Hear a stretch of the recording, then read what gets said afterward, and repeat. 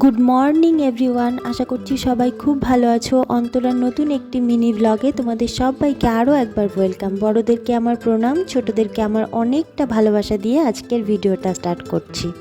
আজকে বললে ভুল হবে, ভিডিওটা বেশ 2-3 দিন আগের। আমি আর ভাই বিকেলে গেছিলাম গঙ্গার ধারে ঘুরতে। আমার যারা রেগুলার ভিডিও দেখো তারা সবাই জানো আমার বাড়ির পাশেই গঙ্গা, কারণ আমি প্রায় ভিডিওতে এই কথাটা বলি।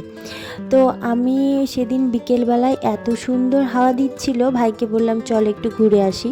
আর গঙ্গার ধারে পরিবেশ সম্পর্কে নতুন করে কি বলার আছে, ওটা সবসময়ই পবিত্র এবং ভালো লাগার একটা জায়গা। এই দেখো মাঝি নৌকা নিয়ে যাচ্ছে, আর এই দিকে জেলেরা মাছ ধরতেও নেমে গেছে। আমাদের এখানে না ওই যে জাল দিয়ে যে পেঁচানো যে রিংটা দেখতে পাচ্ছ, ওটাকে দাঁড়কি বলে।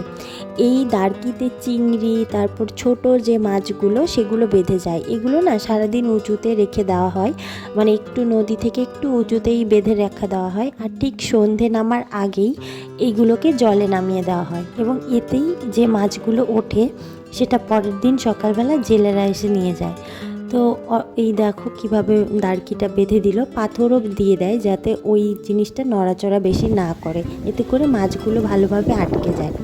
তো ওই দিন গঙ্গার ধারে এত হাওয়া দিচ্ছিল, আর ভীষণ সুন্দর একটা ওয়েদার ছিল, ভীষণ সুন্দর। তো বাড়ি এসেই ভাই আমাকে এক মুঠো চকলেট এনে দিল, লজেন্স। আমার ভীষণ ভালো লাগে এই লজেন্সগুলো। তারপর রাত্রিবেলায় মা লুচি করেছিল আর সাথে সবজি ছিল। তো এটা খেয়ে ঘুমিয়ে পড়েছি, আর নতুন করে কোনো ভিডিও ক্লিপ নেইনি। আমার ভিডিওটা ভালো লাগলে অবশ্যই আমার চ্যানেলটাকে সাবস্ক্রাইব করে দিও, আর অবশ্যই বেল আইকনটা মানে ক্লিক করে রেখো, তাহলে আমার ভিডিওটা তোমাদের কাছে পৌঁছাবে। Thanks for watching this video.